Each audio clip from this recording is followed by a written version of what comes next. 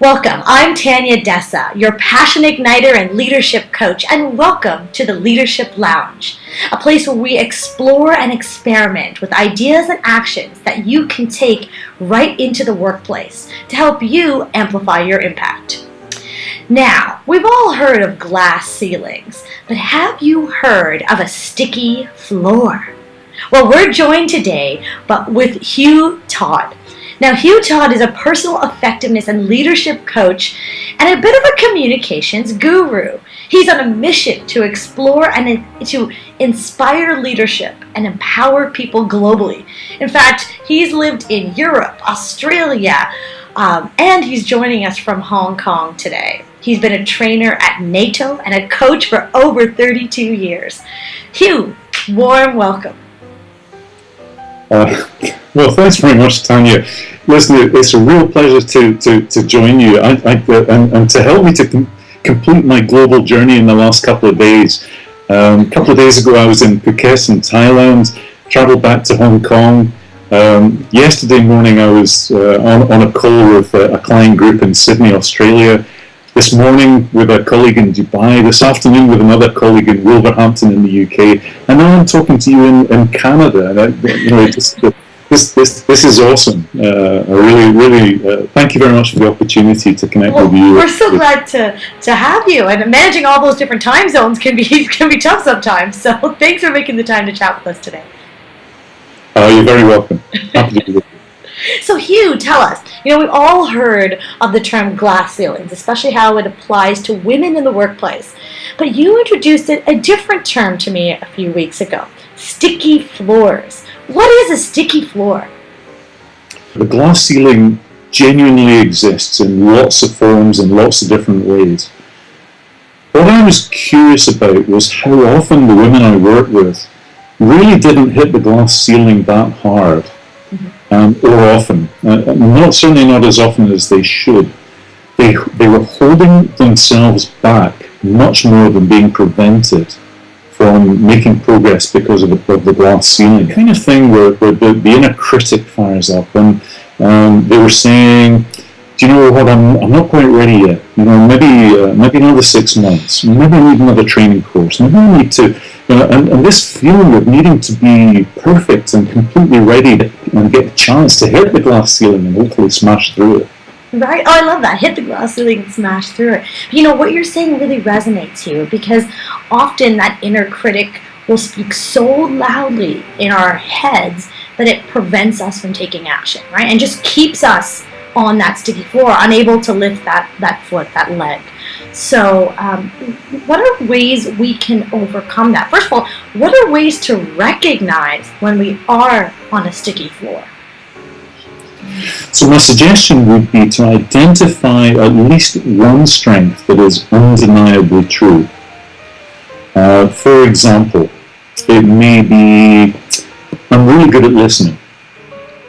Now, I'm good at listening can be built in, so I know how to listen, and I love to listen, and I really like to listen, and I try to listen, I'm willing to listen. And you put all those together and you get a real competence. Well, that's great. So you're saying, in order to dissolve that inner critic and that voice that's like maybe on loudspeakers in our heads, it's really to focus on our strengths. And I love the way you're saying, not to make it overwhelming, focus on one core strength, something that you do really, really well. Now, you're talking my language, first of all. I absolutely am a big believer that we all have superpowers and we have strengths that we need to harness and leverage and live out loud in order to not only feel fulfilled, but to add value to the people around us.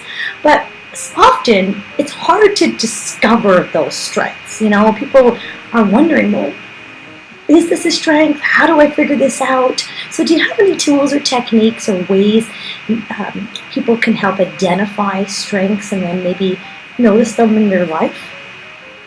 Yeah, this really helps if you've got a supportive partner, a colleague, a coach, somebody like that in your life. If you haven't, that's really something to work on. But this is a great opportunity. But my recommendation is just to grab a sheet of A4 paper, split it into 3 columns. At the top of the first column, write skills. At the top of the second column, write knowledge. At the top of the third column, write personal qualities. Okay. And essentially in the first column, start writing down, what am I good at doing? What is it when I do something that I do it well? And brainstorm a list. And break it down as much as you can. If people say I'm good at communicating, well, that means, am I good at listening? Am I good at talking? Am I good at understanding? Is this in presenting to a large group or in a one-on-one? Break it down and be very, very specific into all of those different areas.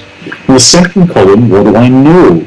And this is not just about formal training and courses that you've done, but who do you know that can be helpful and influential? Do you know your organisation and how to press the right buttons and get things happening in your organisation? And in the third column, under personal qualities, and this is more about your values. This is about I am willing to, and I love to. I love to help people. Integrity. I am truthful. That kind of thing. So the third column is the headspace. It's the mindset. It's the positive attitudes. It's what I'm really willing to do. Once you've got that, I think that the next step is to choose 2 or 3 strengths from the page, and even one, that seem the most important to you. When you think about your values, when you think about your career, when you think about your life, which of these are the most valuable strengths? Next step, get a little journal, and every time you demonstrate that strength, make a note. Then the next thing is go back to your buddy on a regular basis, whether it's your coach, your colleague, your friend, and get used to this. Tell them the stories. Oh, yes. I know that I am empathetic because last Tuesday, this. On Wednesday, this. On Thursday, that. And what we're doing is you're getting accustomed even to yourself of not just saying, I know I have a strength, which sounds like you're just giving yourself a little pat on the back, but you're saying I have that strength, and here's the evidence of strength. I really like this because not only are you leveraging connection and working with someone else, with a buddy, but you're keeping track. So you have the strength tracker by journaling, and then your storytelling, right? Because when we practice storytelling, when we practice showcasing the ways that we've used our strengths in everyday life, we get more comfortable with it, and we have these case studies to show at that next performance review, or to get that confidence to go for that next interview, to ask that person out on a date, whatever it is. You're using those strengths and you're getting the confidence to, amplify them even more. When it comes to that interview or asking somebody for that date, then you can turn this around a little bit. You can think, well, what are the strengths that the interview panel are really looking for in the candidates? Your job is to tell them that one of the things they're looking for is a team player. And I am a team player, and I know that because.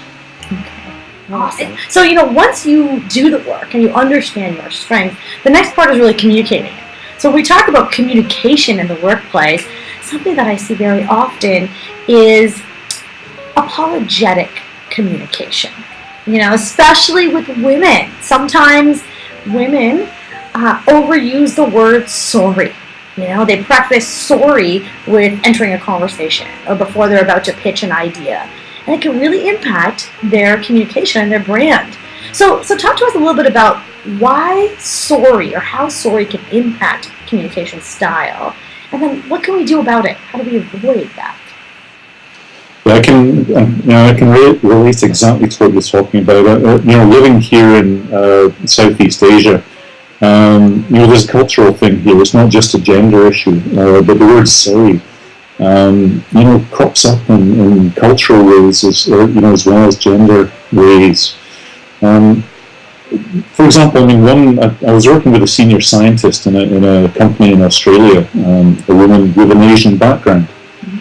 And in the course of my one-on-one conversations with her, I became aware of how often she said sorry or apologized for her team members, for her company, for other things that were going on that were really not her responsibility. And she was actually really astonished when I just asked the question, are you aware how often you apologize for things that you're not responsible for? You say sorry a lot. I asked her just to open, she already had the journal for strengths. So I said, go to the back page and write the word sorry at the top. And what I want you to do is simply to record every time you say sorry and it's not your responsibility. Okay. Tell me about it next time we meet. And that awareness meant that next time we met, she had only said it once.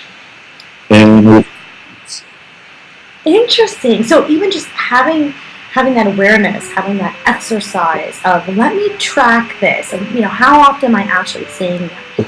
She gained status immensely.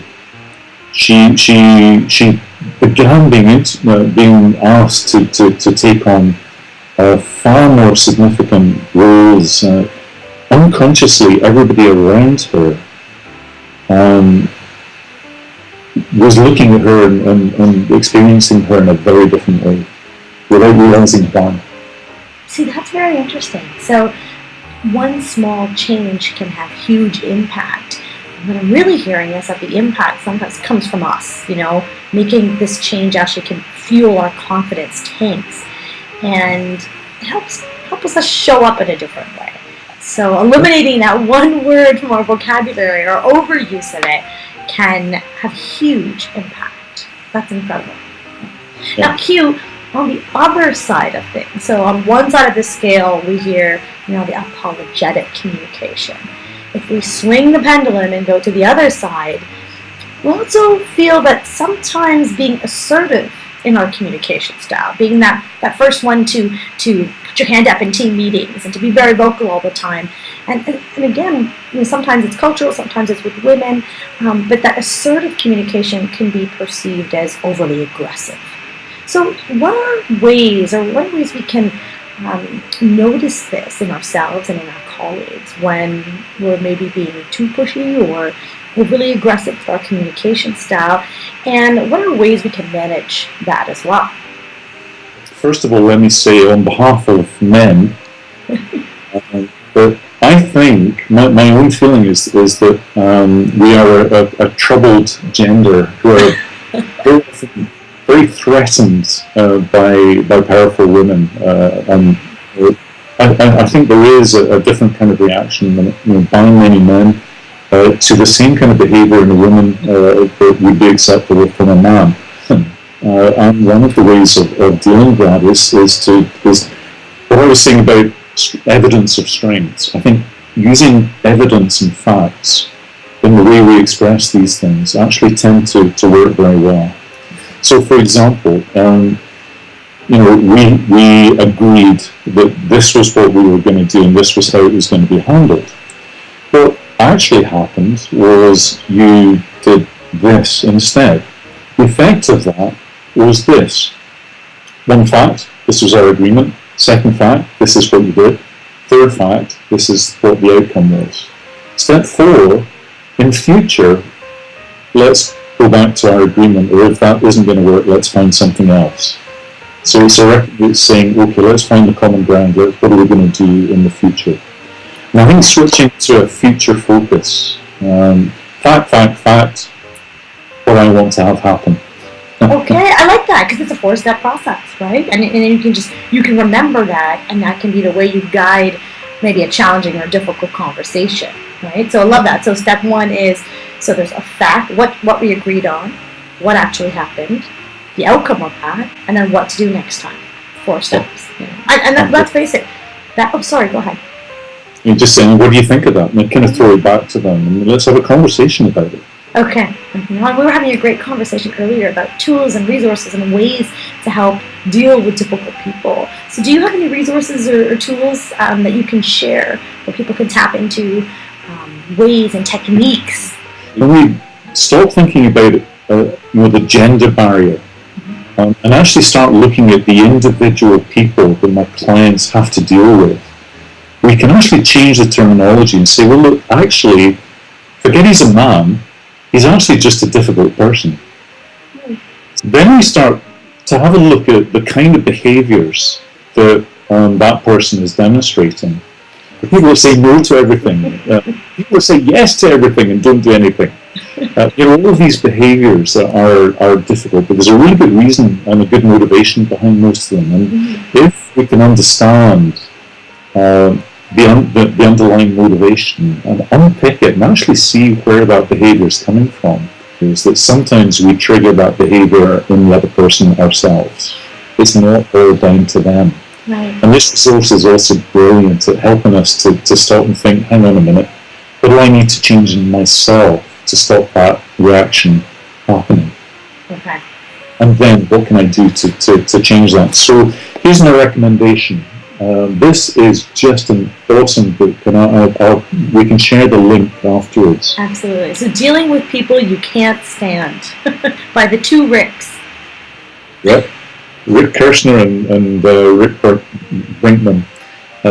This is awesome, and it's full of case studies and little stories that you can relate to. And the ideas in here are awesome. One more. One more. Pick the most difficult person you know.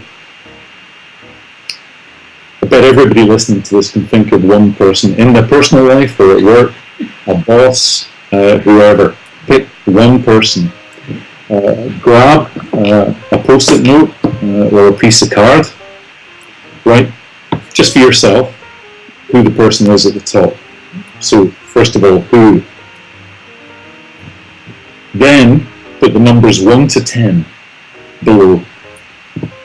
And then go ahead and write down 10 positive things about that person. And what happens when you do this is that something changes in the relationship.